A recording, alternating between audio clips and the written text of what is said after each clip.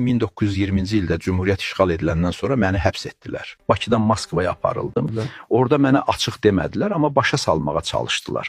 Bizimlə işləsən yolun açıqdır, səni yeni vəzifəyə təyin edə bilərik. Məmməd Əmin bəy, bu vəzifə təklifi sizcə Stalindən gəlirdi?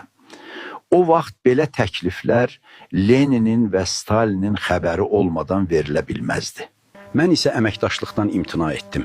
Çünki işğalçı dövlətə xidmət etmək niyyətim yox idi. Nə vəzifə, nə də təhlükə fikrimi dəyişə bilmədi. Sonda məni sərbəst buraxdılar. Sadəcə başa düşdülər ki, onlara faydam olmayacaq. Çarın yoldaşına Aleksandraya çox bahalı hədiyyə verdim və dedim ki, Bakıda açacağım qızlar məktəbinə onun adını qoyum. Bu dəfə icazəni aldım, Bakıya qayıtdım, dava dalaş başladı. Dedilər ki, İslamda qız oxutmaq olmaz, hadı düz etmir. Az qaldı kafir elan etsinlər məni. Mən də adamlarımı Məkkəyə, Mədinəyə, Kərbalıya, Təbrizə göndərdim. Oradakı alimlərdən möhürlü sənəd gətirdilər. Quranda qızların təhsilinə